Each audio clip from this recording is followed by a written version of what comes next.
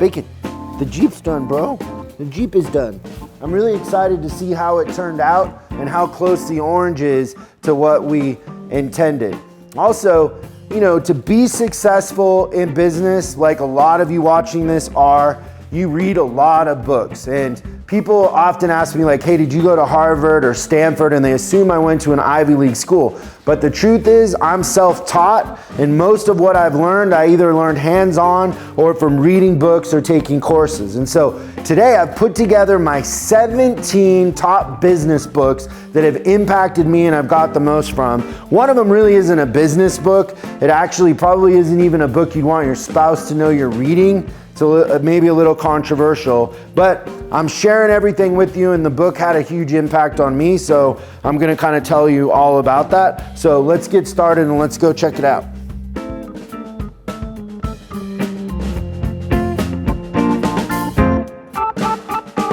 Take a right on Brickell. This one up here. Oh. We're lost. We're not gonna be able to, I don't think today you're gonna be able to see the Jeep because we can't find the place. Gator Wraps is hidden. They're sneaky gators. So we just basically went in a big circle. Basically. It's about the spin though, because this way it's more exclusive. Oh, it's exclusive. Okay. We're pulling up to Gator Wraps. I hope that the orange is as orange should be, but not shiny. But we'll see what Gator Wraps is doing for us here. Hey Jeremy. Nice to meet you, man. How's it going? Pretty good. How's it going today? Good. So So a picking nice, up the beautiful blue wrap. Blue? I don't know about blue. Maybe, I don't know. Green? Pretty colorblind. Might work out. That's cool. You guys do those kind of graphics? Yeah, you know, we do anything from storefronts to, you know, billboards, and pretty much anything you can wrap, you know, we do it. It's, you know, a lot of our, half our business is advertising, and the other half is, you know, nice custom stuff like we like to do every once in a while, and be able to do some fun projects as well. So what is all this? So these are all of our wide format printers. These are all 1638X. Printing on another, this is actually for that slingshot. So we're printing on a special material here. This is a metallic, so you can still see the metallic through the print. It's coming out, so we do a lot of special material prints like that. What's that for? This is for a manhunt. This is a wall wrap that we're doing similar to something like this for inside of an office. Oh yeah. So, What percentage of your business is that? you know, probably on the lower end, maybe 10% or so. It's you know, a lot more vehicles than walls, but you know, it varies. I mean, but it could be, you know, we're doing outside of, you know, the Bray Improv, or, you know, the inside of Manheim. So, you know, or, you know, storefronts like you see our storefront. So a lot of people like, you know, to brand their area as well. If people come to our facility and they're just like, wow, I mean, you guys wrap everything. A lot of people don't even realize it. So, you know, that's That it's possible. yeah. So I mean, we just kind of got to get the word out there. You know, we build brands, and brands build us. You know, so you know, I've been here 8 years, and I've gone back to where, you know, I did one vehicle, and now, you know, there's 20 of them, and I've seen these you know, businesses grow with us, and, you know, in turn we want to make sure that they're taken care of and build their brand, and in turn they bring us more business. So it's really a reciprocating relationship with us, with our clients.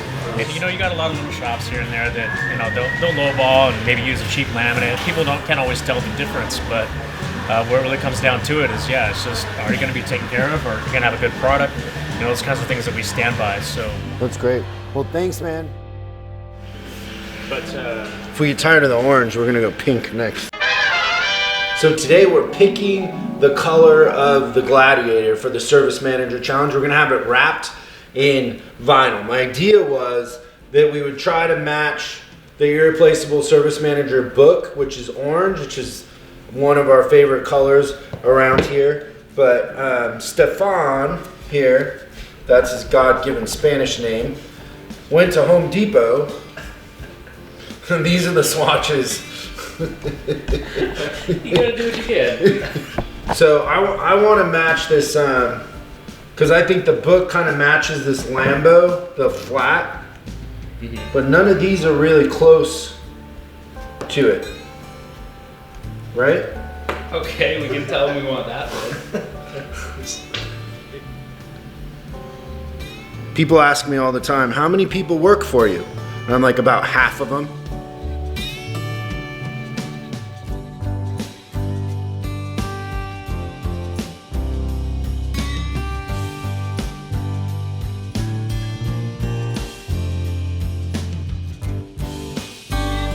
So can we see it? We're gonna bring it around. Oh, that looks great. That's amazing. That looks so great.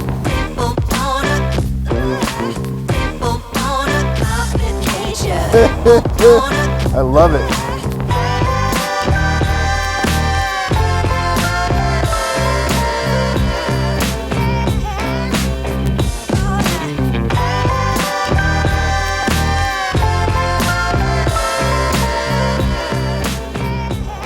Great job, man. It looks great. Okay, so now we're gonna go over the 17 business books I would recommend everybody to read, and we're gonna drop this off to actually get the lift kit put on next. So come on, let's go.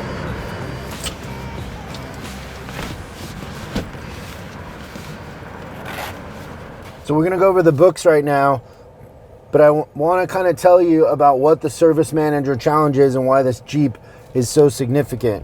Is we're running a contest for managers that can take our systems and implement them and increase the profitability of their department and really kind of document their journey a little bit in an essay of how they got tools to get them kind of unstuck or get them to perform at a higher level. It doesn't matter if you're lost and you're having a hard time figuring out how to get ahead in your department, how to lead, or if you're doing a great job and you're just looking for that law of the slight edge.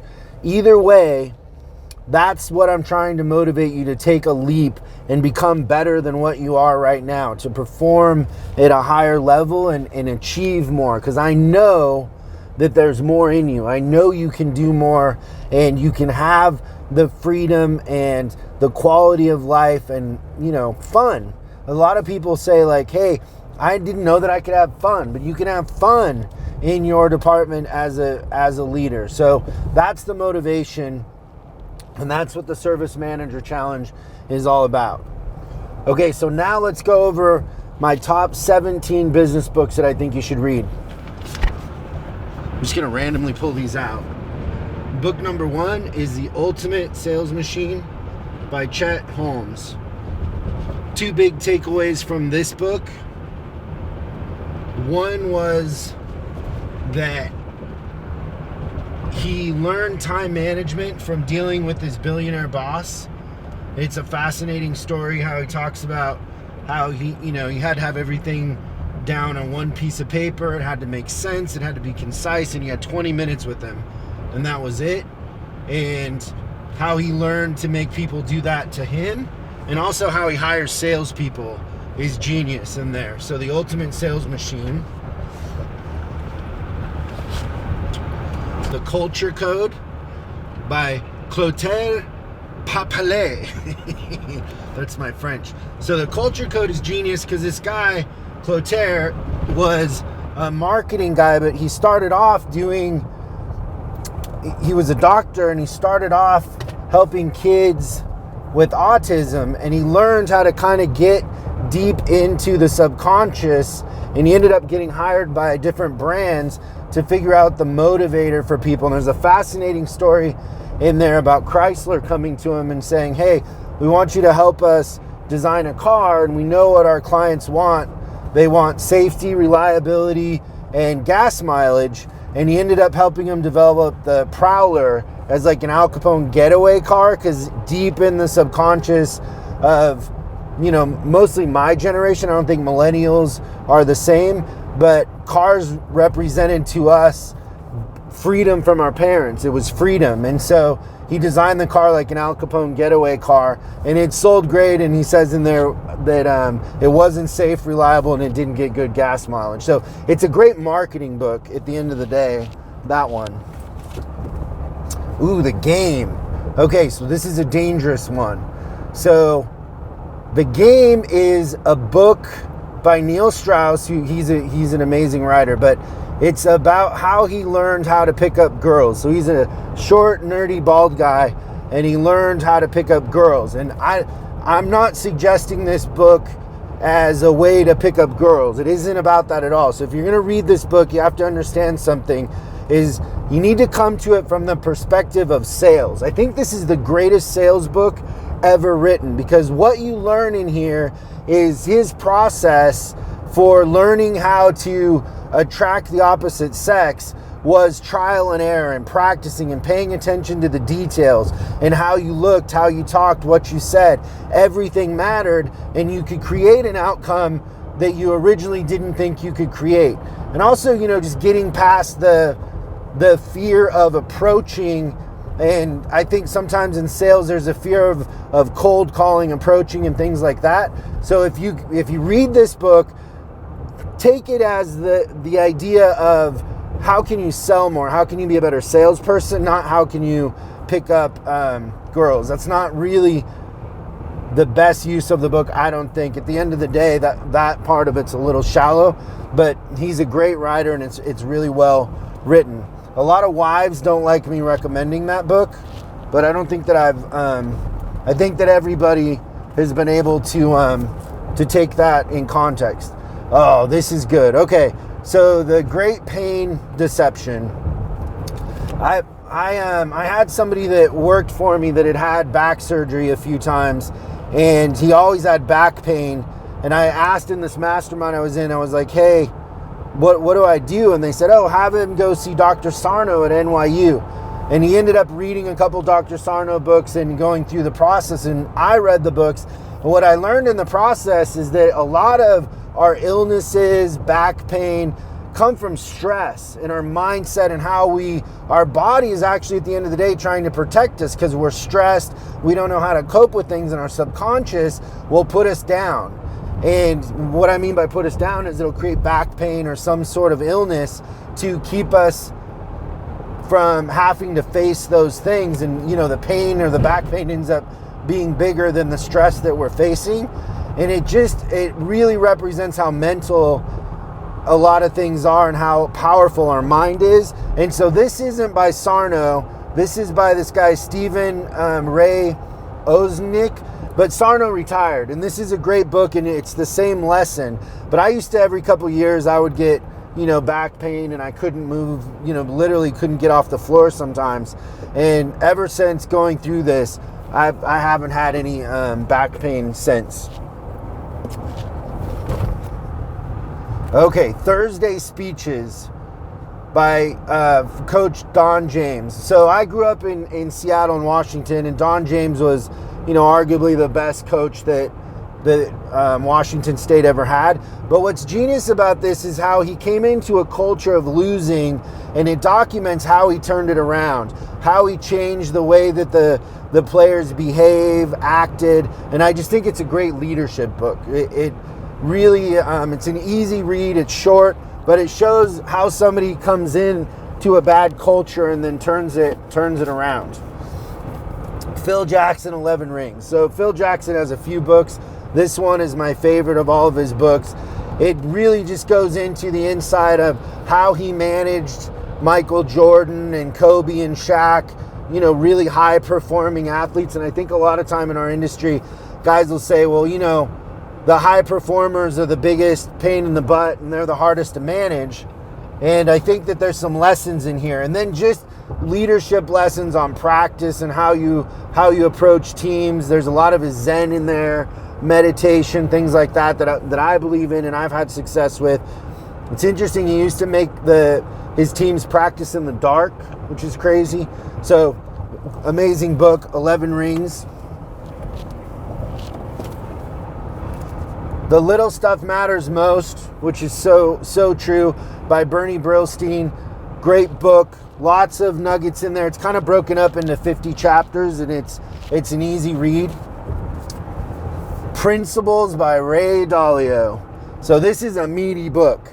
The audio book actually is really good. That's how I ingested this, was audiobook. There's a quote here on the front by Bill Gates. Ray Dalio has provided me with invaluable guidance, insights that are now available to you in Principles. So there's so many things in this book. Ray Dalio is, arguably ran, I think, the biggest investment company fund that there is. And he created a system for it. And he, literally at one point he'd lost everything. And he created this system that is infamous to this day. And a lot of people didn't like working in the system because he recorded every meeting. There were no politics whatsoever in his company. Everything was out in the open. And he had like this way of measuring people's success against their opinion and their value. And so everybody's opinion was tracked and measured, but it gave the biggest weight to the people that had a track record of results. And it's genius. His philosophies, his approach are just genius. I think that should be a must read for anybody. Oh, Winning Through Intimidation. I love this book. I read this book on the beach in Cabo on vacation once. I know a lot of people when they go on vacation go like scuba diving and fishing and rock climbing. Not me. I lay by the pool and read books. So Winning by Intimidation, a couple things you should know about this. One is I would buy an old one. So if you buy the really old ones, the original printing of them, they're expensive. Like, I don't know, they can be $120, but I would buy those. The new ones that have been rewritten and reprinted in paperback lose a little something to me. So I love these old ones. I love how they they smell like old books, like an old library. But basically what he's talking about in this book is he was in real estate investing, and he was buying apartment buildings and different things, and he just kept getting his butt kicked in business. Like, people were, telling him one thing and doing something else, and he really was struggling. And so he created a system, how to deal with that, how to hedge his bets, how to have an impact on the opposition or the seller when he was buying apartments, by the way he looked, by the way he showed up. I learned a lot about lawyers in here. Like, I've honestly, since I read this book, I've never lost a lawsuit by using his strategies in here and understanding that lawyers in private have their own language. And it really helped me manage lawyers and understand that when they go into the judge's chambers or when they're talking to each other, they're feeling each other out and like, where's your client at? Where's mine at? And they're not always representing us in the way that we want. And it helped me be a lot more aggressive in business dealings and things like that, to coach lawyers and, kind of control that outcome in business. So that it's a great book, but like I said, buy the old one, not the new one. Oh, Wooden. This is a must read. This one too. There's a lot of books by Wooden, but this one is my favorite one. It's a snack. It's really easy to read, but there's a few things in here that you take away. One is that new players coming to play at UCLA, he couldn't take for granted that they even knew their shoe size. Like, he would say a lot of players would come to UCLA and they didn't actually know how to fit shoes or what their shoe size was. And so just those attention to detail, how you onboard people into your company or into your sports team, how he handled difficult players. Like Bill Russell came back after a break and showed up with a beard and long hair, and he was the star of the team, and he was like, Bill, I love you, but we're going to miss you because you can't play on the team with a beard and long hair. Then Bill went and cut his hair. It's kind of funny. Oh, Psycho-Cybernetics. Amazing. So I like this one. There's a couple versions of Psycho-Cybernetics too. This is the one when Dan Kennedy bought the rights to it and kind of redid it. He added some things to it. But the thing with Maltz, Dr. Maltz, was he was a plastic surgeon, and he couldn't understand that patients would come to him and they would think like, hey, if I fix this scar on my face, or I fix my nose, my life will get better, I'll have more confidence. And they felt like whatever it was in their looks that they needed to fix would fix their life. And oftentimes, not only would it not fix their life when they got their nose done or the scar removed, it actually got worse. And so this is about your internal dialogue. And you'll see tons of pro golfers, NFL players will attribute this as being, one of their favorite books and a performance book. And, kind of what you learn is how to approach your subconscious and your conscious mind and your self-image and the inner dialogue that's going on. This is literally a book that you can pick up and just open up anywhere and read it, and you'll get something valuable out of it. It's amazing. Psycho-Cybernetics. The Dan Kennedy one. Oh, shut up, stop whining, and get a life. So I went through a period where I lost my business, my dog died, and I was going through a divorce. And I don't know why I picked up this book, why I was attracted to it. I've since hung out and kind of became friends with Larry. He also has a bulldog. But it's great. His affirmations in here, his approach, I don't know. I guess at the time, even though I could have felt sorry for myself, what I took away from this book is not to feel sorry for myself and, to get after it. I wasn't a victim. An opportunity was still there. And it's an amazing book. My favorite Larry Winget book, Shut Up, Stop Whining, and Get a Life.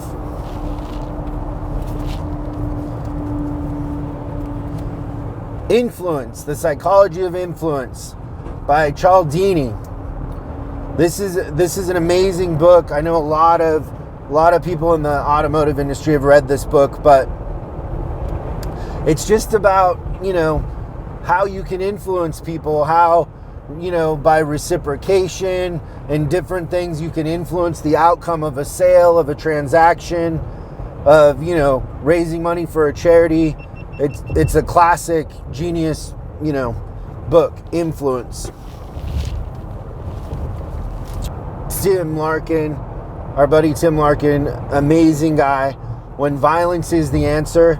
I know it's kind of a controversial title, but really my biggest takeaway is not assuming a social contract. And I think we want to assume a social contract that isn't there. But amazing book, can't recommend it enough. Get past the title and read it. There's a lot of lessons in there. Pete Carroll, Win Forever. Great book, a lot like the Wooden book. He kind of borrows a lot from Wooden, and the pyramid that Wooden has in his, he has his own. I like some of the things on Pete's because it's like, if you're on time, you're late. There's a bunch of good lessons in here about culture and how to find the things that are special about the people on your team and then amplify those things. It's a great book. And also, take into consideration, I'm a huge Seahawks fan, and he fixed our team for sure.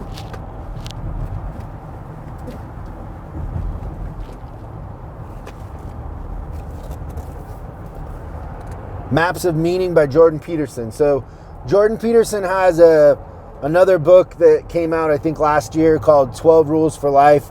It's amazing.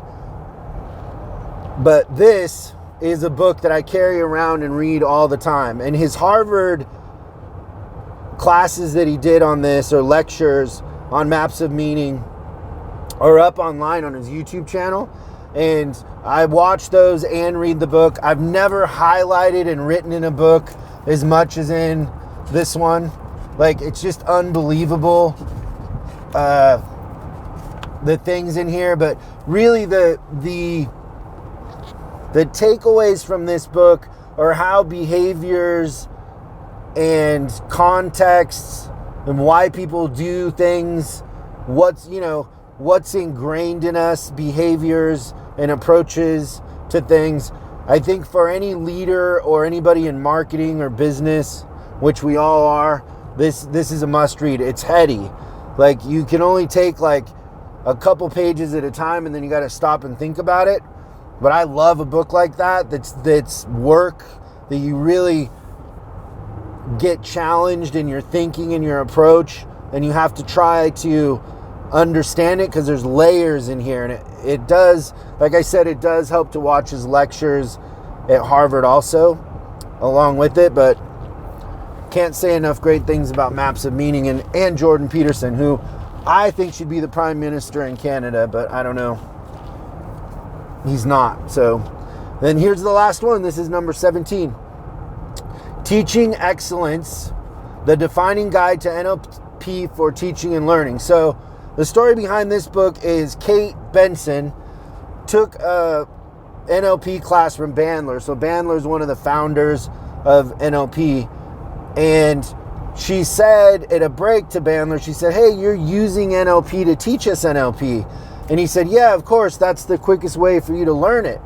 And she's like, "Well, why doesn't anybody teach teachers how to use NLP?" And he said, "That's a great idea." So they co-wrote this book. So there's two things that I think you'll get from this book and why you should read it. One is you're going to learn how to train your people, how to teach your people, and understand how they learn, because people learn in different ways. And then the second one is you actually learn NLP. She does a great job of explaining NLP.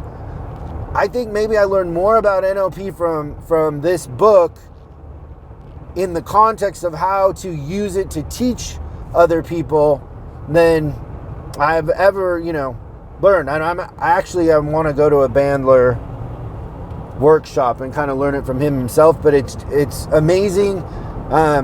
If you don't know what NLP is, it's neuro-linguistic programming, but it's, there's certain ways you can phrase things, approach things, do things that make people understand you and retain things, better than they would without it. So look it up, maybe watch some videos online about it, but that's the last book. So there you go. There's my 17 business books that I think everybody should read.